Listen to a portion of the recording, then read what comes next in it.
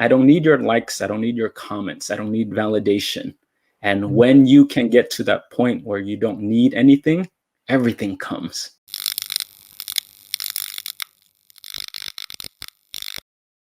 Hi everyone, it's Edrian Pangilinan here again, and welcome back to Soul Supremacy, where we talk about all things unapologetic, all things passion, and in pursuit of, and we made it to episode 10, 11, whichever episode we're on, and thank you for being back over here. And if it's your first time, welcome, and we truly hope that you enjoyed today's episode.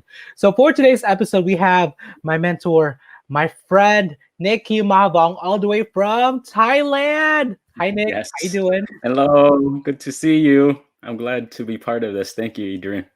Yeah, it's okay. So real talk. No, all puns intended there. No, but really, real talk though. I'm super thankful to have my friend Nick here because I've known him. It's 10 years actually. Actually, a little bit more than 10 years now since I first met him in a hip hop class where I was a young lad, just wanting to learn. And then he was my teacher. And then fast forward to we got to work together in dance. And then I eventually worked for his YouTube channel, which we will get to all in a bit. But I forgot to introduce you. But actually, in that case, Nick, would you mind telling us a little bit about yourself?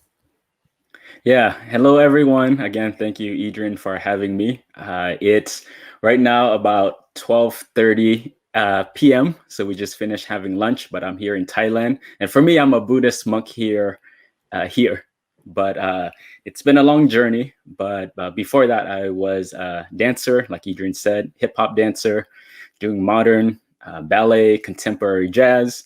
Working as a therapist, doing my YouTube channel. And then one day I decided I wanted to come to Thailand and be a monk.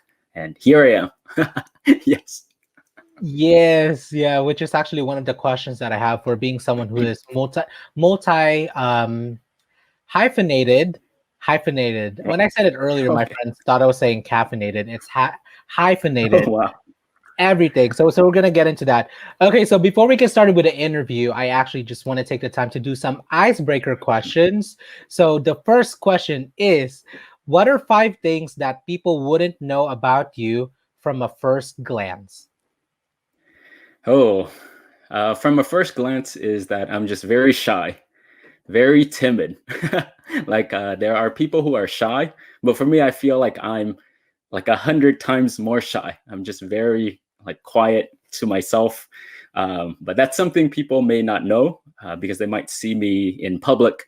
But if you were to really know me, very shy. The second thing people may not know about me is that I'm terrified of flying.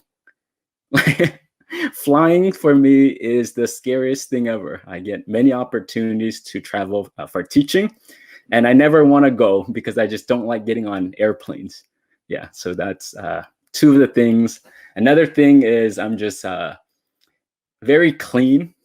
Like I don't like germs so much. So for me, I like, I don't know, things kind of freak me out a little bit. And yeah, those are just some of the things, but nothing too special. That's not true, Nick. That is not true. Okay, so the next question that I have is dance or meditation? Meditation. Yes. Why? I'm curious. 100%. I think meditation opens up every part of you. Like I love dance. I love being in class. I love stretching. I love being on stage. But I think dance takes it to, meditation takes it to another realm because you start to see yourself more clearly. You start to see your purpose. You start to understand your intention of why you do the things that you do. And then when you know where you're going and what you're doing and what your purpose is, life is just more fun. It's like driving and going on a long road trip. It's fun to drive. It's fun to go on a road trip. But I think it's just more fun when you have a destination and you know where you're headed to. And then you can fully delve into that. Yeah. Speaking of meditation, I was able to meditate for just 5 minutes earlier in between the things that I was doing. But also I had wanted to fit in another one in between getting ready for the interview and actually the interview. But then again, I thought about it. Well, first of all, I wasn't able to make time in the end, but second, I was just like, you know what, I don't know. I mean, in my opinion, I think it's just really about the thought that counts, and I think just kind of not being too hard on myself for not being able to do it. But either way, thanks to you, it's actually been something that Good. I've really been able to really become more of a routine, a practice, especially since you gave me the 21-day meditation challenge last Oh year. yeah, awesome. I remember that. Yes. Okay. So the next question is, what is your favorite scent smell, if you have any? I like coffee. Yeah, the smell of coffee. I'm not the biggest coffee drinker, but the smell of coffee for me is just amazing. I agree. Yeah, especially for me personally, coffee beans from Seattle. I don't know why, but when I Mm, stayed with my friends in Seattle for some summers, I would always right. remember and love the scent of their coffees. Way Mm. better than Starbucks, if I'm being honest. Okay, next question. Wow. What is your favorite food? Sushi. Yeah, so Japanese. I just like yeah, just sushi, all types. All types. Do you have one specifically out of all of those kinds? Your Probably go-to? tempura shrimp roll. Oh, okay. That actually sounds good. And I will have to admit, I am not well, okay. Maybe throughout the years I've become I've become more acquainted with tempura, but back Right. then I was like, I didn't like it for some reason. Oh, Yeah. yeah. I was just like, what is inside this battered stuff? You know? Yeah, you have to get used to it. Yeah. Okay, so the last question that I have for our icebreaker is, what is the first dance move if Nick Keomahavong had a dance challenge? What would the first move be? Oh my god. Oh, that's a difficult one. I would say the Running Man. Mm, Take love it it. old school. Running Yeah, Man and step touch. Keep it simple. Yes. Basic that's good. groove. No. Yeah, no. I mean, that's good because with any dance challenges, it really should be that people should be able to pick it up right away and not struggle Right. forever. Yes. Yay! Awesome. Well, thank you so much for answering those questions. We made it. The interview Yay. is. I'm just kidding. That's not over. Right. Just kidding. I don't know. No. No. Yeah. I'm just really, really thankful that we're finally doing this because I know that Mr. Nick, Nick over here is really, really busy. And even when I asked him to be a part of this podcast, I mean, I had a feeling he was gonna say yes, but granted, all the things that he was doing, I wasn't necessarily sure if we were gonna be able to make it happen. But he was the first. Okay, so after I asked him, he said yes. Second and third, he was actually the one who was really what's that called? Proactive about the Right. date. Because well, technically now we got to the end of the month and he was like, "Hey, are you free?" He asked me if I was free yesterday, and I was like, "Oh no, that's so last minute." So then he offered tomorrow, and I was like, "Okay, let's do tomorrow." So basically, I'm just super thankful that I have my friend over here, and that he really, really, really made the time for me because he's a busy man. He has the world to save with his mission, in which I'm actually excited to really delve into amongst all the things that you've done. So Thank you. Yeah, and it's important to me simply because I know it's important to you. For me, just seeing your journey, the passion that you put into your work, the craft and the artistry that you're trying to build for yourself, it's important. And for me, when someone makes an attempt to live in an honest way like that, it's important to support. So, however, Edrian, that I can support you, my pleasure. thank you. Thank you. Okay. So the first question that I have for you is, who is Nick? Um, for me, right now, I would just describe it as simply just a Buddhist monk in Thailand. Nice. Nothing too much. Yeah. No, that's good. Yeah. Okay. You're Next like, that's question. it. I mean, you said you gotta go, so no, I'm just kidding. Okay. I mean, if that's it, then I'm ready to go to the next question. So, how did we meet? Do you remember how we met, or do you remember one of the I, first I times? I think it might have been at APA, Mm-hmm. Academy of Performing Arts. I think I was teaching a hip hop class at that time, and you came to take class. I think that was the first time. Yeah. 10. Yeah, Yeah. Yeah. Like what I mentioned, that was over 10 years ago. wow. Rest in peace, APA. Yeah. Yeah. Yeah, good times though. It was. Yeah. I'm still I'm so surprised. I mean, I don't know about you, but I think for me personally, I feel like all of a sudden time is just suddenly going like this, and everything is just like 10 years later, 10 years later, 10 years Right. later. Especially moments in life where it 2010, that was, or now technically 11 years ago, it's still, for me personally, it still doesn't feel like it was actually 11 years ago. It just feels like yesterday or maybe a couple of Right. months ago. It's I don't know. I guess all I'm trying to say is that it's really crazy how time flies. Time Yeah, flies. Time definitely flies. a lot of changes. Oh yeah. I mean, especially last year. So yeah. Right. Right. Yeah. Nick, please take us a little bit through your journey as a kid. What was Nick like as a child growing up? I don't think I've ever shared this with you, Edrian, but for me, my childhood was very traumatic. I was born in Laos, and at the age of 3, because of communism, we were trying to escape the country. We actually trying to escape the country. We got caught. We got held at gunpoint, and then we were taken to a refugee camp. So for me, my childhood was living in a refugee camp in Thailand, then moving to live in a refugee camp in the Philippines, and then coming to America when I was at the age of 5. So for me, as a young child, as a young boy, I was always, like I said, very timid, very shy, because I didn't know the different languages. I didn't know the culture. I didn't know what was happening. But as a result of that, for me, I'm just like an observant person, very quiet. I keep to myself, but at the same time, I like to study people and I like to study human nature. You know what? Actually, you've told me that story before. I remember Oh, vaguely, okay.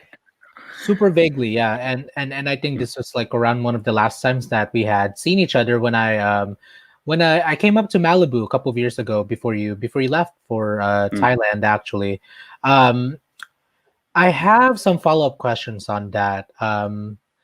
From even then, from hearing about that story, I mean, I could only really imagine, or anyone you can only really imagine what you must have went through, as a kid, having to deal with all of those things. I am curious, what are some of those feelings and thoughts that you remember growing up, if you were able to, if you're able to recall any. Yeah, for me, I've never had so many happy moments. It was just very traumatic. I remember being in the Philippines and just recalling like fire burning, just everything was burning. And I was just running out of the house and trying to find my parents. But I don't remember too many happy memories. Mm. Yeah, but just a lot of like kind of trauma stuff. How were you able to overcome those adversities? Like how were you able to cope, basically? Like what? Yeah, but the interesting thing is for me, I've for some reason I don't know why, but I've never carried it. It Mm. was just even till today, I've never carried it because I can see it neutrally. And I think with the lens that I look at things, it's just out of gratitude. Many times I should not be alive. And the fact that I have had an opportunity to live my life in San Diego, to work as a dancer, to be a therapist, to be the things that I was able to be and do, to move to Malibu, to become a monk, I'm like, I'm just in awe because it shaped me. Because yes, it was very traumatic. Yes, it was very scary, and I was lonely as a child. But again, it developed skills that it cannot be matched. When you're an immigrant and you're a refugee, one of the skill that you gain from that is that you're just very resilient and you're a hard worker. I can outwork anyone. Put anyone next to me, I can outwork you, because that is just one of the consequences of being a refugee. So I don't see it as a good thing or a bad thing, but everything that happens to us, I think it builds something. And our task is really to become whole. And what I was able to gain from it, the opportunities that it opened, I have not a single complaint, not a single complaint. Wow, that's beautiful. And also you were touching up on something. You were saying something along the lines of building, and then for me it's like building character for sure, um, resiliency, strength, and all of these things. And another follow-up question. This actually none of these questions are on my notes Good, over here, but good. I I'm actually very thankful that you yourself have been able to get to that place of neutrality, which at this point in my life I'm realizing is actually a very, very important place to be, to not let every single thing uh consume you and get and get you, you know. I'm just curious, for anyone that is watching or tuning in, um what about for anyone that I guess what I'm really trying to ask is, for those that may have for those that may have those feelings of resentment and adversities, what advice could you give them in order for them to realize that what they went through is not their fault, and so then they can move forward in their lives? If that made any sense. Sorry, I was just thinking out loud. Yeah, that's a very important question, because no one is saying to forget it. No one, I'm thinking of someone, let's say, that got raped. No one is saying is your fault. No one is saying that that experience is not traumatic to you. Yes, take the time to process what you need. Take the time to make sense of that for yourself. Take the time to heal. That's all very important. And then at the same time, the part two of it comes of, okay, now with what has happened, how do I want to move forward? Does this serve me or does this hinder me? And it comes to the point where you're like, it doesn't change anything. Yes, I'm an immigrant. Yes, I'm a refugee. Yes, we were held at gunpoint. Okay. Like, how long do I need to carry that? What do I need to do with that? Does it serve me? And for me, is the weight, it's too heavy. It's burdening my life. It's not productive. With this life that I have, it's so limited and it's so short. How do I want to use this time and this energy? So again, I think people mix them all up together. You know, I can't let this go. Yeah, because a part of you wants revenge. A part of you wants the person to be punished. A part of you wants other people to know your experience. All important. So take that time to have that moment. But then again, it comes to a point with COVID, things are changing, things are moving. You're getting old. You're going to die soon. We have a limited shelf space. How fast do you want to move? And do you want to move carrying a heavy burden? So my answer, I can't answer this for anyone else, but my answer is the fact that I am here. I see what happened. I just juice myself, like the way you juice like a juice, like a celery or a fruit. Just juice everything and just take the best parts. What can I gain from this? What did I learn? As an immigrant, now I'm very observant. Now I can outwork anyone. Now I have this resiliency to go on, and I'm going. Just all the good stuff. You know, being born from a very poor family that had absolutely nothing, yeah, I don't need anything. So when Edrian gives me a bag of candy, I'm just so happy, you know. Yeah, But again, gratitude. yes, yes, and then move forward, because we want other people to understand us, but at the same time, when we cling on to these kind of things, it just hurts us in the end. Oof. Yeah, yeah. That's it. That's it. And you have to get to a point. You're going to go through different crises. You're going to go through different scenarios through your life. Give room for other crises to come to your Right. life, buddy. Yeah. But it's all the same thing. It's all Yes, the yes, same the same thing. And it's, processes. yes, it's all repeating of the pattern to teach you of, Edrian, it's 2021 now. Are we letting it go yet? I'm working No? on Okay, cool. Okay, cool. If you want to hold on to 30% of it, cool. Let's hold on. it. Let's bring it into 2022. We'll talk about this again. Or you just get to a point where you're like, you know what? I surrender. I surrender. Yes. And it does not benefit me. It does not serve me. And it actually limits my interaction with other people. So as of today, I choose and I decide to let it go. That's how the process works. Y'all heard that here on my channel, exclusive over here.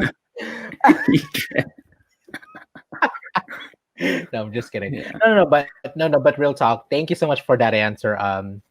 And you know what, too, I really appreciated how you definitely mentioned that just because you went through what you went through, no one is taking any of that away from you, especially from dealing with it, and that you do get to deal with this. But Right. you get to move forward. You get to move forward. We get to move forward. Yeah, and even now, because it's very personal for you, another way to look at it is look at a big picture, a collective issue. And a collective issue is like this coronavirus. It happened 2020 to all of us. It impacted us. Then do we keep carrying this over and over and rehashing versus this is just how it is? It's painful. It affects us, but then how do we accept it, and then how do we move forward? And that's very, very important. Yeah. I agree 100. I agree 1,000,000%. Not even 100, 1,000,000%. Okay, That's a so lot. that's a lot actually, and like what I said, we are only getting started, and my friend over here, our friend over here, already dropped us his very first nugget of knowledge. So thank you for that. So I do want to segue a little bit more into how you got into dance, because I met you as my dance teacher. So would you mind sharing just a little bit of how did you get into dancing? Okay.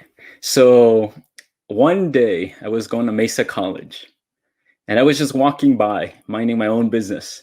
And then I saw or heard hip hop music coming from the dance room. And I'm like, what is this about? And I popped my head in and I saw a Caucasian woman teaching a dance class. And I'm like, wow, I've never seen that before. And she was amazing. What is And it her was name? Angie Bunch. Yes, and what year was this? I'm curious. Angie Bunch, I think it was like 2000 maybe. Yeah, so a long, long time ago. But when I saw that, I was like, I can dance. I'm gonna go take a class. And that next semester, I registered for the intermediate class. Oh, and I couldn't even do like a step touch on music. yeah. Yeah. And I was just so like embarrassed. I could not keep up. I didn't know how to count. I didn't know anything. And then that's when I decided I think I'm going to go take beginning hip hop. And then slowly I just kept taking classes and it built on top of that. Then I got into jazz and ballet and modern and all that. You know what? Actually, Anna Sarao had that same story. I think I heard this from Kevin Belisario's podcast where Uh, he had Anna come and yeah, no, yeah, verbatim the first couple verses that you said that wow. she went, like, she was walking in Mesa College and she heard the music and she like peeked her head and she saw a white woman, Miss Angie Bunch. You know what? Actually, hold on before we continue. First of all, we wanna give mad shout outs to Angie Bunch and also Anna Saro, Oh yes, actually. yes, Really, we really love great them. people. Yes. And also Culture Shock. You know, we love you, and we can't wait until you San Diego Culture Shock. We can't wait until your doors open again, because you've really Yes, made a lot of impact, especially for people like us over here. So yes. yeah. Okay, so then I'm curious. So when you So what was the reason again that you started to dance, besides like just seeing Angie teach? Like, what was your motivation to learning how to dance? Was there any motivation behind it? Was there a goal attached to it? Fitness? Not Wanted to look good? no, no, That was not for so me much. actually. I wanted to lose Oh, weight. That's why I yep. yeah, I think for me, I just wanted to learn something. For me, coming from an Asian background, where my parents wanted me to be a medical doctor, wanted me to be a lawyer, wanted me to go through the academic route. And our family is very conservative, very reserved. Make that money, the very Asian, especially Asian immigrants, that route. And Yes. for me, it was the first time I touched something that was creative. And to Mm, hear music and to dance and to be able to move, I've never experienced that in my life. mhm. Nice. Nice. Okay, so my next question for you is, being someone who is multi-hyphenated, a dance artist, at some point you were into real estate, right? You were doing real estate, Right. and then therapist, YouTuber, and now a monk. So I want to segue just a little bit into you getting into mental health and becoming a therapist. What was that process like? What made you what made you decide to get into this field? Yeah, easy. Easy because I was not looking for it. I was just minding my own business. I was a real estate agent right out of the university at the age of 21. I was doing amazing, selling houses at that time and living the American dream and pursuing all that. And then just one day, it all came crashing down after a breakup. And this Mhm. breakup just was the thing that destroyed me, absolutely destroyed me. And it took me down a path like of darkness and a path of depression. And with that, I just couldn't get out of bed and I couldn't get my footing back up again. And it was so bad to the point where I'm like, I need help. Like I really need help. I don't know how to shake this off. And Yeah. then I think Melissa Dow actually recommended like a life coach at that time. I'm like, I don't know what this life No. coach thing is, but I'm so desperate and I'm gonna do it. And I met with the person for, I don't know, like 8 sessions or a couple months and Wow. finally got back my footing. And with that, I made a vow to myself and I said, the way out of gratitude, pure gratitude, the way this person helped me navigate my life back again, I want to help others the way she helped me. So that week, I went to my real estate office and I said, I can't do this anymore. And I'm going back to school. And that's when I went to become a licensed marriage and family therapist. Wow. I I know that you've shared that part, the your past, that relationship, and then also the dark chapters of your life, but I actually am just learning for the first time that you actually sought out to work with a life coach, because I like, it's funny because just hearing you share that also mirrors my own experience now, where I'm working with a I mean, I guess you can say, I guess you can call him a life coach, but more so as a small business coach. because I had a moment earlier, like April last year when the pandemic began, and I just and I had just like freshly left my full-time job to pursue being a full-time freelance content creator, basically. And I was like, I had it, and then reality started to sink in, and I was like, oh crap, you know. Oh. So basically the next day what had happened was, and it's funny, I wasn't even looking for it. Sorry. I wasn't even looking for it either. And someone that I had been following, his name is Kenta, who's also a dancer too, who just happens to do business coaching. His free 45-minute complimentary coaching sessions literally popped up on my IG story. And I was like, what is this? I don't know what this is, but it felt like I mean, it was a calling, and like what you said too, you know, we weren't looking for it, but it just like showed up. It's like a nugget that like ping, you know. Right. Yeah. Awesome. Yeah. I'm just curious, what kind of therapy do you do? For me, at that time, I was doing I was a licensed Did you do? marriage and Yes, did you do? Sorry, my bad. Did you do? There you go. yes. I Yes. don't do it now, Okay. but I was working as a licensed marriage and family therapist. At that time, I was working with drug addicts, working in Malibu. So working with families also of people addicted to drugs, but also I had my own private practice. And at my private practice for me is teaching people how to live a life that honors their nature and becoming a whole congruent person. That for me was the most important. For me, I didn't see couples, but more individuals. Okay. Okay, so the fact that you did mention that it was something that you did then, does that mean that it's like, are you not coming back to it? Or like, I'm just curious, where is that now in your life, current chapter? Yeah. So now Curious. I put that on hold, or I On cannot do that hold. Okay. as a monk. Yeah, I have Got, no got it, got it. plan. Okay. Yeah, I have no plans of going back or any of that stuff. But the good part is that I'm able to integrate those tools to use it with Eastern wisdom, and pairing it together, Eastern and Western, is Ooh, absolutely strong. amazing. Yeah, Yeah. it's amazing. Yeah. Yeah. I can only imagine, and I felt that too. I super felt that. So being someone who is multi hyphenated, we're gonna segue from you being a therapist to YouTube, and I'm super honored and always, you know, tell my friends, my close friends now, that I'm super thankful that I got to work with you, because in launching your channel, at least, because that is actually what gave me the confidence to launch my own channel just shortly. Yay. Shortly a year later, there you go. Let me slur my words. Shortly a year later. So I feel like I don't, even though that happened, or even though I got to work with you in that aspect, I feel like I don't even know or exactly remember like what made you actually get into YouTube. Please talk about that.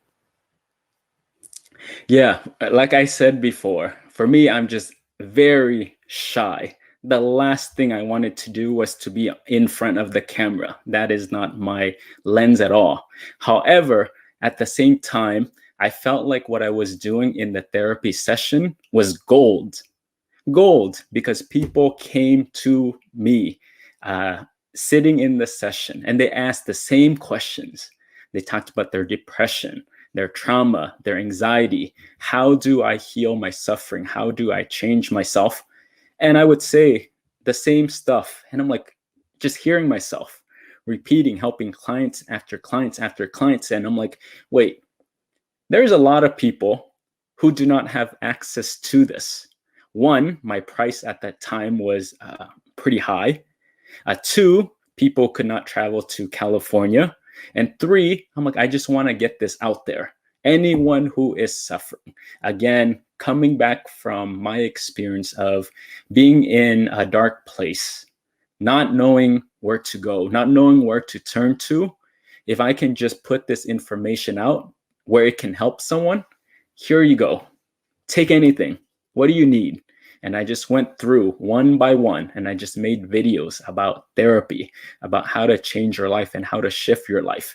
And for me, also, thank you, Edrian, for coming on board to being part of that. And you did an amazing with the graphics and the videos, and I didn't have those skills, but for you brought your creativity, and it was amazing, and it was a beautiful launch. So thank you. No, and thank you as well. Thank you. It's funny. I mean, that was only like good 4 years ago, and I Wow. still remember the whole thing very being very pivotal to actually where I'm at now, because working with, oh shoot, okay. I'm having flashbacks actually, and I haven't, it's been a while, but I remember, I actually just remembered the reason why I even got to do this was because one night I was at my old job at the gas station, just part of my Oh, college resume, everyone. I was working at a gas station, the evening shift on my own, the dinky gas station, which I loved. I loved that job. I was just browsing on Facebook during my downtime, and I remember seeing your post. You had a post that you were looking for a team, right, and and it's funny because even then I remember, like, algorithm, like, right. if you basically miss it, or if you don't see it, you miss it. Right. So I just remember thinking to myself, oh my goodness, it's meant to be. So then I obviously I like hit you back up right away, and I don't even remember if you like had other people that you were entertaining at the time, but either way, I'm just super thankful to have worked with you on this, because you were definitely the first person that made me realize that, oh shoot, I can actually do this. Like, working with you was one of the first times that it became clear to me at how much being a content creator was eventually gonna become at least the person that I am now. You know? That's awesome. Yeah. Okay, so let me not lost. Let me Yeah. not get Do lost. you know what was so great about working with you and why I went with you? I'm not that narcissistic, so no. Just kidding. I don't know. No, tell me. I'm just kidding, but I don't. Yeah. Really, for me, when I work with anyone, I just want heart. I don't care how good your skills are. I don't care how good your vision is. It doesn't matter to me. But I want someone with passion. I want someone who is open to learning. I want someone who is creative and wants to do good work. And for me, I'm like, there he is. And to give someone the platform to like shine, do your thing, you know what I mean? And develop your skills. And at the same time, we can grow together. And you did excellent. Thank you. Thank you. I mean, I have gotten better at taking compliments and just receiving them. Thank you very much. Super appreciate it, and super super thankful again for the trust. So Yeah. actually, give me 1 second. Have I'm looking at this picture over here. It's on my wall. Oh, wow. That's amazing. Oh, this is Nick. Oh, You want to talk about this? yeah, that was our very first trip. Me, you, and Melvin just decided. I'm like, I want to get the team close to each other. I want us to uh, brew in our creativity, like have it come from you, be in an environment where we can all just relax and then grow together. But for me, that was such a pivotal time. And I know a lot of the people who are watching your content, they're YouTubers. There are people who are trying to create stuff. And the one advice I would give them is just create and just do, because so many people are sitting down and you're analyzing too much. Yeah. You're trying to make a plan and just do it. And when I first did my YouTube channel, within what, 2 months, I believe 2 or 3 months, I had 100 videos. Yes, you did. Which is okay. 100 videos. Which is where I always which is where I got that formula, or I guess this this thing to like build your content first before you launch it. So Right. yeah, so for me, I did 12 videos because I knew that I wanted to upload once a week, and I wanted to be 3 months. I wanted to be like ready 3 months in advance. So Right. yeah. So I got it from you, from what he's talking about, basically, y'all. Yeah, and it's important. Why is that important? It's because when you have an actual product, you know what to fix. You're looking at it. And now you're not making up ideas. You're not saying like, well, do they like green or do they like red? Well, if you have a product, you'll know. Yes, So you don't waste this a time. product that's out there. Yes, yes, and then feel proud of yourself and then keep going. Don't over analyze it. But for me, I did not ask anyone how the videos were because I knew as a person who had absolutely no skill, I needed to develop that skill. And what the skill meant for me was every single video, I learned something new. Then I learned how to add color, how to do lighting, how to do, but every single video was a how to. And each time I kept getting better and better and better. And if you're bored with your own content, other people are going to be bored. Keep it real. You know? So Yes, that's a sir. good sign. Yeah, it's well, actually, I was gonna say you read my mind, but then again, I forgot that I sent the questions to you just to look at it. But it's funny because you just you just like naturally went into the next question, which is like just some advices that you can give for anyone just wanting to start, and you did. I guess the last question that I have about that before we move forward is, can you talk about the mindset that you have in terms of just create, just create, just create, in terms of embracing the longevity and the marathon versus the sprint, versus becoming soonly fatigued by the sprint? Yeah, I think this is the other point where to actually understand and be honest with yourself of why are you doing this. And I feel like if you do want to play the long game, it really is about helping others, to really serve others and to give content. Because with all the tools that we have online now, you'll get your numbers, you'll get more Yes. views. Like for you, you're at, over 1,000 subscribers, or I'm at this number, and it can keep growing, and you'll reach it because the tools are Big number, if I available. may add. Yeah. So when you get there, so what? What is the point of Yes. this? And for me, where my thing is come back to your intention. And my intention is really to use at that time mental health tools to help people who are suffering. Now, as a monk, I use it as here is another tool to learn the wisdom of the East. Here you go. Here you go. Take Yeah. it, but really know what your intention is. And I think a lot of times people say that, but it's disguised.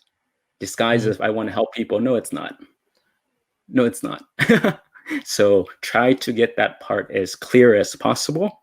And when it's Yes. clear, you'll know what to do next. Yes.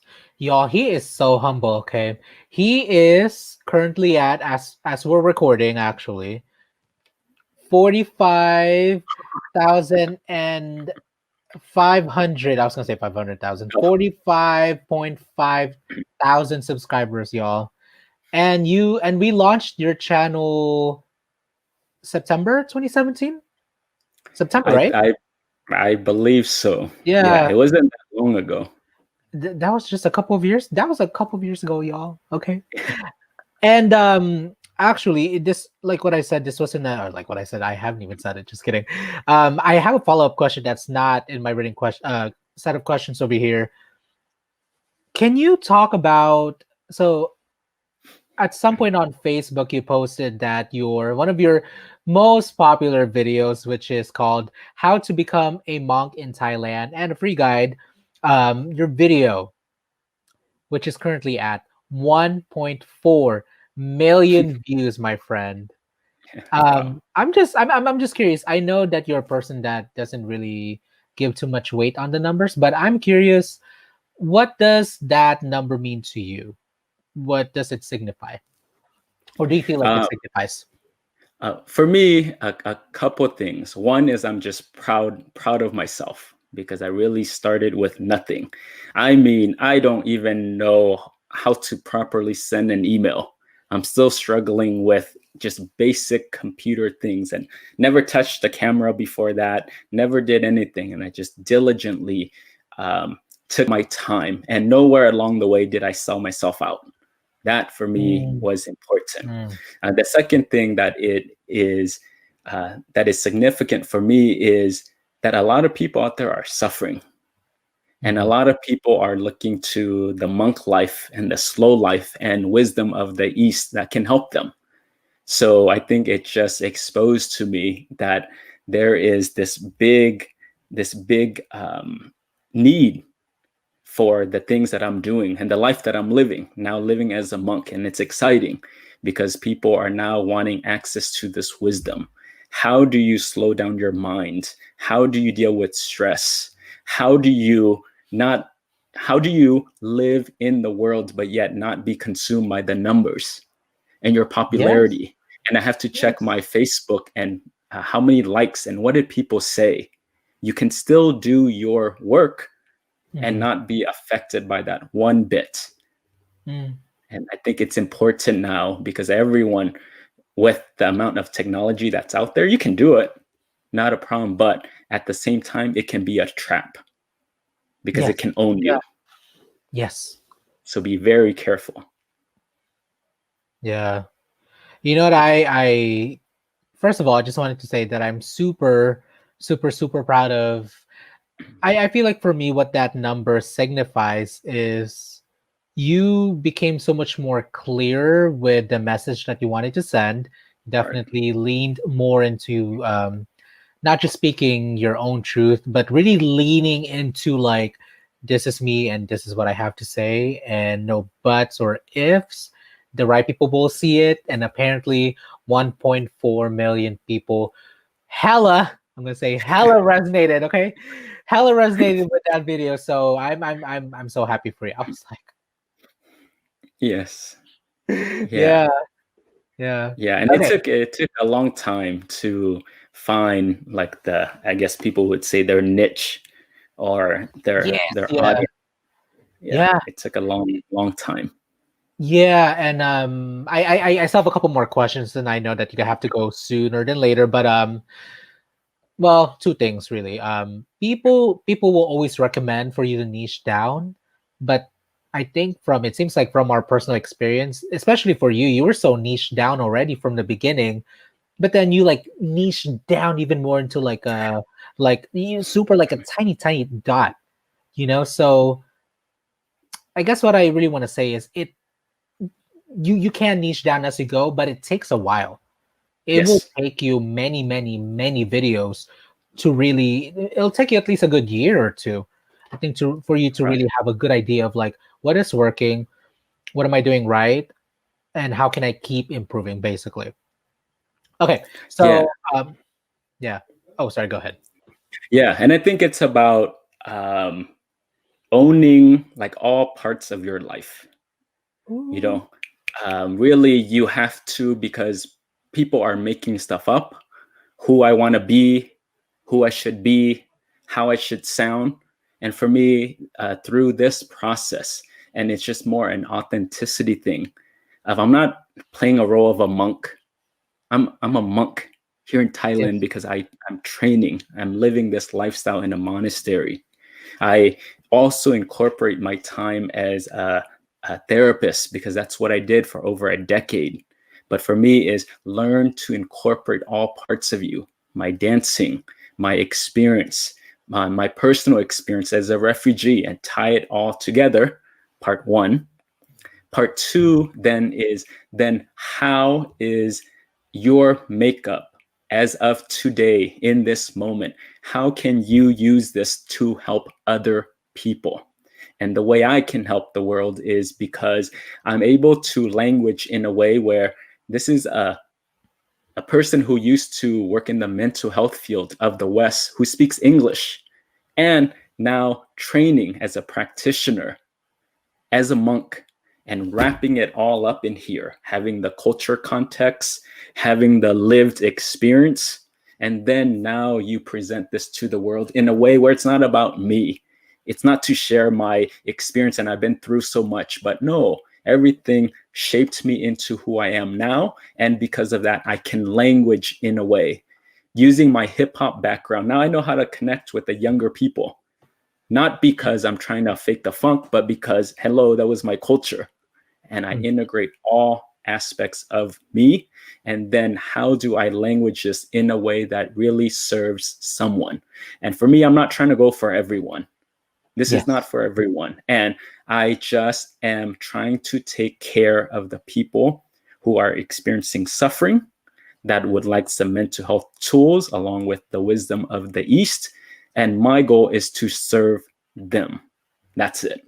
That's it. Wow. And when you can truly take care, if you have 4 people following you, serve them. 4. And if you really genuinely serve them, then they will share it on their own. It's none of your business, but it really is genuinely take care of them. But what I find is people pretend like they want to give to others, but actually it's just about them. Look at my life. It's so beautiful. It's so great. Good. Go watch yourself. Pretend, watch yourself, entertain yourself. All good. And that's not a bad thing. But again, if you want to take it to the next level, really use all parts of you and empower other people. What have you learned? And one last thing that I'll add is, in the monk life, I went to my teaching monk, one of the masters here. And I said, I'm from like California and I have this background and I want to teach and I want to teach the world. I said, what can I teach? And he said, no, not teaching yet. But he said, what you should teach and what you can teach is really, what did you change in yourself? What did you genuinely transform? And that's what you teach. Everything else, you have no business because you haven't gone there yet. So for me, I take it from a lens of, what did I overcome in me? And in me, I did a video about how to overcome criticism, how to overcome jealousy and depression and loneliness. How do you forgive and how do you let go? How do you pursue your dreams? Yeah, because these are the things that I've been building for decades. So again, if you want your message to be powerful, just teach what you have been able to overcome and offer that. Otherwise, it's just random things. And it's okay if that's what you want. But again, for someone who wants deeper, make sure to use all of you. 2, then serve other people. And 3, teach things that you have been able to overcome in yourself. It's so simple. It's so simple because when you do that, it's more authentic. People can read right through you. People can see right through you. You can dress nice. You can put some makeup on. You can have more lighting. You can get the new Sony AC or whatever it is called. Right, exactly. But it does not hide. People can watch you and they know if you're a fraud or if you're the real thing who did your own work and you have something to offer them. Ooh. Otherwise, they can just go to Google and type up whatever they're looking for. So what kind of things are you offering them? So bring some service and bring some substance. Yes, humanity. Humanity is what it's all about. Okay, so we're gonna segue to the last couple of questions before we wrap this up. And I actually now wanna, first of all, that was actually really, really beautiful. Well put. That was a really, really nice way to tie up our YouTube portion of this interview, because people that are watching and listening, they know that they are looking to grow their channel. So we're super thankful that you were able to provide those tips. I know I think you mentioned this to me around the time that you were leaving, but just excuse me, just as a refresher, and also for those that are tuning in, what made you decide to leave everything behind to become a monk full time? Because I know that at some point you would leave like for chunks of the, I think, summer, right? Chunks of the year, and Right. serve as a monk. But what made you decide to do this full time? What made you realize that this is really is it? Really is it? Who? Um, for me at that time, I was working in Malibu. Like I said, I had my dream job, working with the clients that I was working with. Oh my God, Oh, I love my clients. I had my own private practice. I had everything. I also had my friend who wanted to do like a documentary. We are talking about doing a documentary. He's like a producer in Hollywood or something. oh, But for me, I just knew I would be successful, and you can get those things. Like I said, with anything, YouTube, your own life, whatever you are wanting to achieve, you'll get there. But I always thought of for what. And I just knew that I just needed to do more good, because in Buddhism, we just believe in merit. We believe in like doing good, because doing this good is like the gas in your car. And wow. many times people set out to do a mission, to do a task, and they don't finish because there's not enough energy, there's not enough fuel that is driving you. Maybe you can call it psychic energy, you can call it pure energy, but for us, we just believe that in this lifetime, for me to be able to sustain the kind of work that I'm trying to do, I need to do more good. I need to collect more of this good, pure energy, and it will push me to reach my goals more sustainably and also successfully. Hmm. Yeah. Wow. That was really deep. Just kidding. No. You're like, I don't get it. No, oh no, actually it's the opposite. Um, I'm 28 now, so obviously I was just a little bit more younger around the time that you left. But everything that you just said, everything is resonant. Everything is like I think everything you just mentioned throughout this whole interview thus far really, really has resonated with me in this chapter of my life. So it really sounded like you were just really, really looking for that. I'm not sure if fulfillment is the right word, but you really knew deep down that in order for you to get to where you need to be, that you had to take this route. Is that right? Yes. Yes. And I'll add one more. It really was a test for myself to see, with everything that I was working so hard for. Again, as an immigrant, as a refugee, I just know how to work hard. So with all this achieving, with all this gaining, I really wanted to test myself. Can I let it all go? Because Ooh, everyone says, "Oh no, I'm not attached. Oh no, I can let go," but that's not the reality.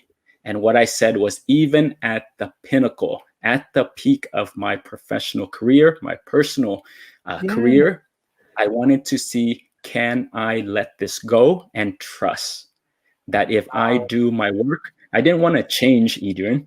We did that last video in OB, and I talked about Yes, I did not want to change. Change means I can use a lot of tools, but I really wanted to test the world and say, you know what? I'm letting everything go. I'm really gonna transform myself. I have things that I need to work through. I want to know what I'm talking about. I want to have depth. I want to be a practitioner, not someone who just talks and gives information like a talking head, but I wanted to be a person who was like, you know what? I did my work.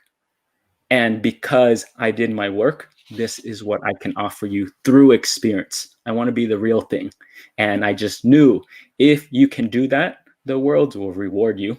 And our master teaches us, when you want nothing, you'll get everything. wait, And that's the okay, hold on. Sorry. Say that quote again one more time. When you want. When you want nothing, you get everything. Oh, y'all heard it here, okay? No, just kidding. No, Yeah. no, yeah, no, yeah. I wow, I'm yeah, definitely will be listening to this and replay after this. Will be like, okay, notes, notes, notes. Oh yeah, Yeah. especially And that last two, part can that I you just said. Oh, yeah, Yeah, go ahead. because can I add where, like, Yeah, even an example of the YouTube channel.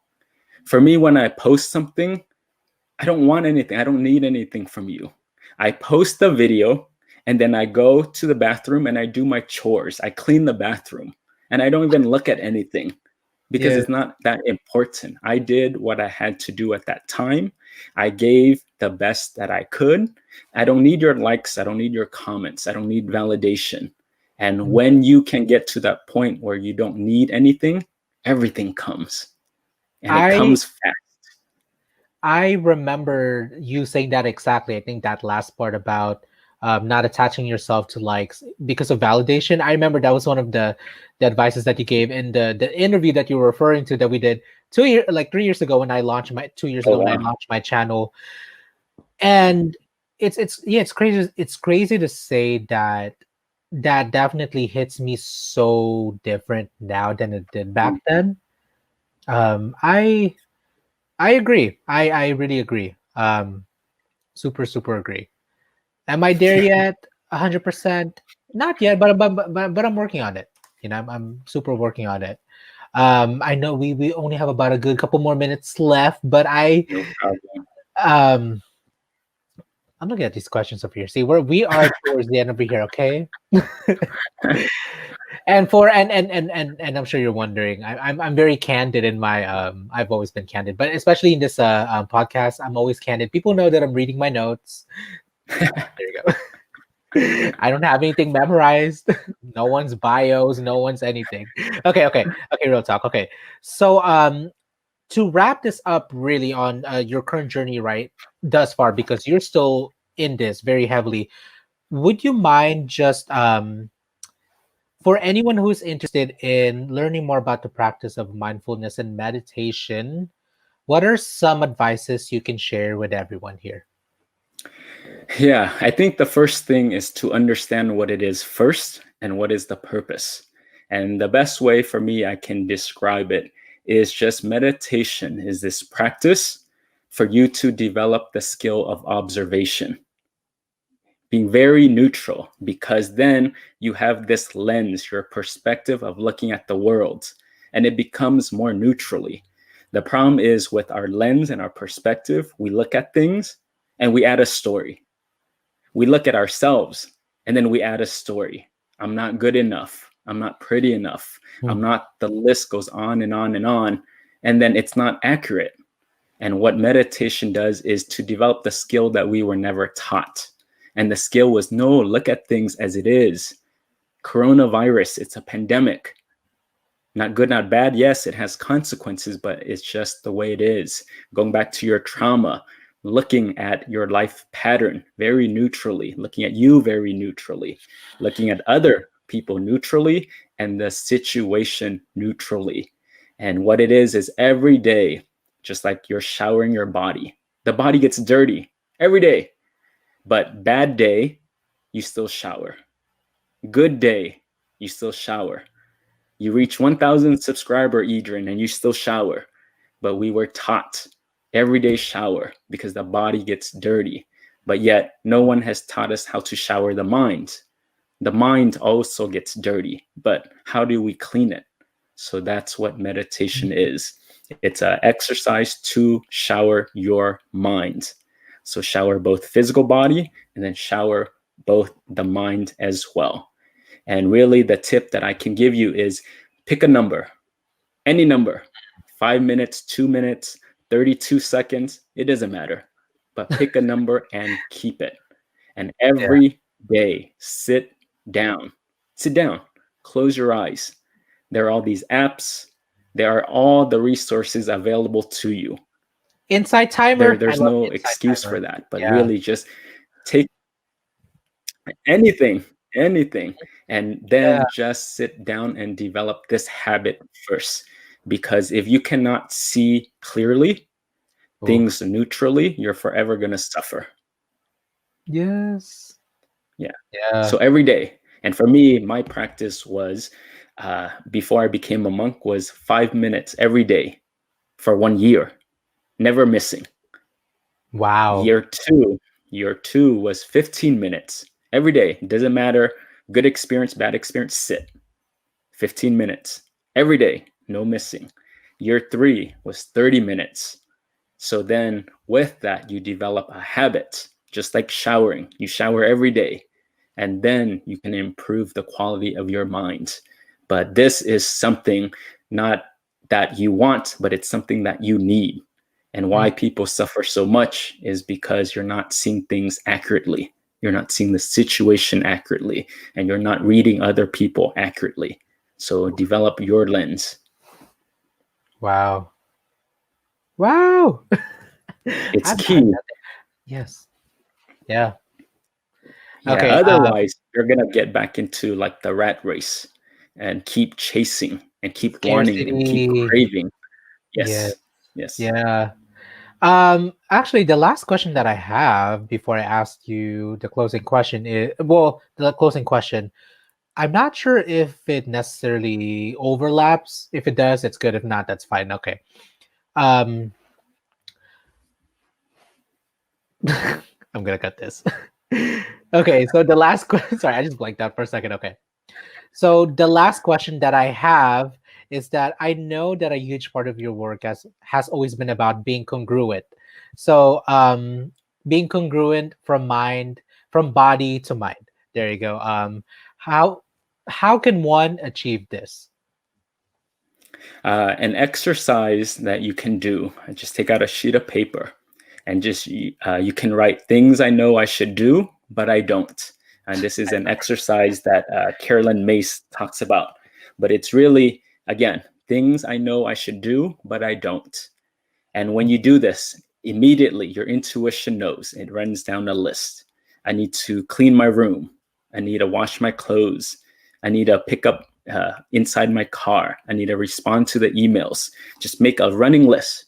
And your task really is to just cross off one item and do that item. And that's it. And slowly you start to match. And slowly you start to trust yourself, where when you get an intuition, it tells you what to do, and then you don't betray yourself. It's very Yes. important. That's how you become congruent. When your intuition then says, release this video, you release a video. That's it. There's no arguing, there's no drama, there's none of that stuff. But it's just when you hear intuition, you act and you follow. So when you ask me, why did I come to Thailand? Yeah, my intuition told me. If it says go to Thailand, I go to Thailand. If it says do this, I do that. I don't betray myself. I keep my word. Wow. Thank you.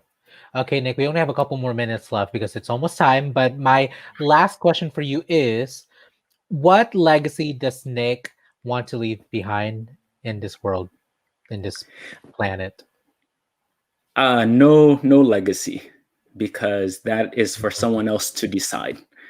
For me, I'm not here to determine like I want to be seen in a statue known for this. I don't know. You know me. You know, what do you know? Look at my actions, look at my behavior, look at my consistency, and let other people make that for you. My job is not to craft an identity and an image that what I want and I'm a holy person. No. My task is to do my best work in this moment with what I have. That's it. And do it over and over and over again to be a good person. Keep persevering, keep doing. Put your head down and go to work. And when you're no longer here, the people who come after you, they will tell you what your legacy is. Oh, that's the best answer that I've had on this podcast so far. No, really, no, really. Thank you. Wow. Yeah. Okay, with one more minute to spare, do you have any final words that you would like to share with us, including where can people see your work, know more about you and the work that you do, my friend? To find me, you can just Google nickkeomahavong.com or Nick Keomahavong, and the different things will come up.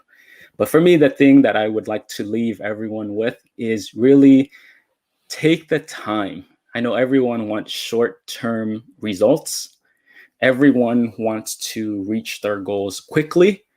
But for me, I think go the opposite route. Take time, put a pause on what you're doing and do the internal work and change yourself from inside out. And when you change yourself from inside out, everything will fall into place. But what we need in this world is not more people who can talk well and more pretty faces. Yes, nice hair, you have nice abs, but there's no substance. So really what this world needs is people who are real practitioners, people who have actually taken the time to do their work, and they use the work that they've done, they juice themselves. And what they do is they offer the wisdom that they learned from doing the work, and they offered it to the world. That's the biggest and best thing you can give to the world. I think everyone is trying to change the room. They're trying to change their outside world. But if you really understand change, for me, it's imagine you're like a flower and like you're a rose. And your task for me is, if you're a rose, your job in this lifetime is to be the fullest bloom of this rose. Be the brightest of this rose. Be the healthiest of this rose. And if you're a full bloom rose, you change the room automatically. That's how change happens. So don't worry about changing the counters. Don't worry about what the person is doing. Don't worry about that, but change yourself truly, change yourself genuinely. Be the rose that you're supposed to be, not a cactus, because you're not a cactus. Not a tulip. Yes, it looks pretty, but you're not a purple tulip. I'm sorry to tell you. Your nature is you're a rose. So be that rose. And then when you are that rose, you automatically change the temperature of that room and you brighten that room. So do your work. Thank you. Thank you so much, Nick. Thank you so much. Yeah. Actually, we made it just in time. It's literally 11 p.m. No here on the problem. dot. I know you gotta go, but No problem. Nick, thank you so much again for being here, and everyone watching and listening. We are absolutely, absolutely grateful for you for tuning in, and that is it for tonight's episode of I was gonna say the Soul Supremacy podcast, where we talk about all things unapologetic, all things passion, and in pursuit of, which we definitely covered in tonight's episode. And on that note, thank you guys so much. Thank you all, and we will see you next week.